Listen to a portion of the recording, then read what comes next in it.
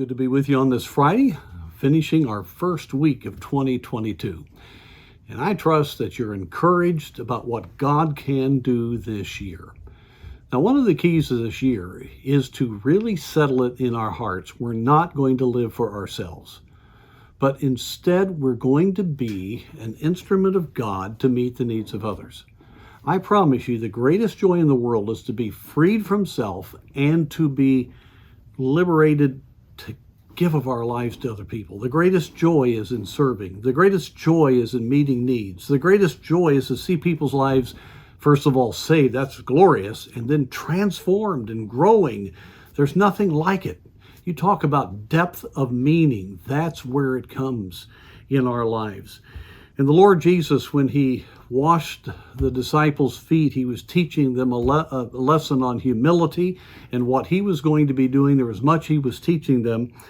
But then he says in verse 14, "If I then, your Lord and Master, have washed your feet, ye ought also to wash one another's feet.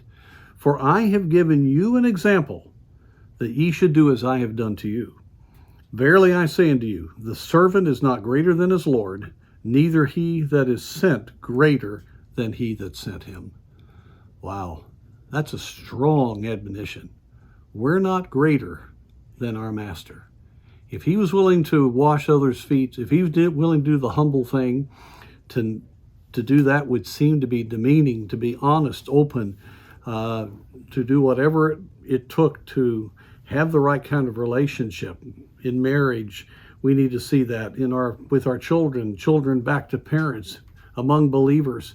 We need to have a truly humble spirit. If he could do that, and he says he's the Master, then we've got to do it if we're going to follow him. "Be ye a follower of me, even as I am of Christ," Paul said. And over, we see his servant's heart. And so let's be determined in these days. If we want to be encouraged, let's ask God, free us from ourselves. Give me a heart to serve. Help me just to pour myself into others and to not be so concerned about myself. I want to have Christ's heart. I trust that'll be our heart. And may we have a year in which many people are touched because we have been like Jesus Christ.